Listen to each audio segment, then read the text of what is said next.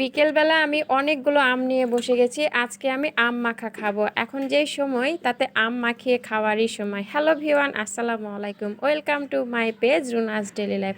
আমি ভাবি আম মাখা খাবো আর আমগুলো এইভাবে জমিয়ে রাখি, কিন্তু ঘুমিয়ে যাওয়ার জন্য খাওয়া হয় না। আজকে আমি ঘুমাইনি, সেই জন্য আমগুলো নিয়ে বসে গেছি। এখন আমগুলো আমি একটু ছিলে নিব। আন্টি, আপনি এতগুলো আম কাটছে আজকে, কি আপনি আমাকে আম খাওয়া মাখাবেন? হ্যাঁ গো, আজকে আম মাখা খাবো বলেই তো এতগুলো আম কাটছি। এই দেখো আমার আমগুলো কাটা হয়ে গেছে। এখন আমগুলোকে একটু থেঁতা করব, তাহলে খেতে বেশ ভালো লাগে। 1 2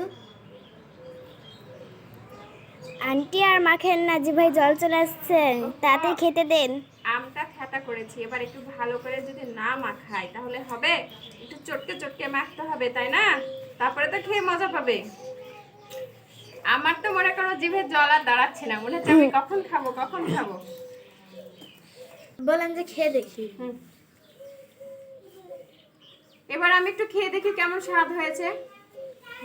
সেই স্বাদ হয়েছে। আপনারা কে কে খাবেন চলে আসেন। আর এই ভিডিওটি যদি ভালো লাগে অবশ্যই লাইক কমেন্ট শেয়ার করবেন আর ফলো দিয়ে পাশে থাকবেন। দেখা হবে আবার অন্য কোনো ভিডিওতে। ততক্ষণ পর্যন্ত আমি আম মাখাটা খেয়ে নিই। আপনারা কেউ নজর দিয়েন না।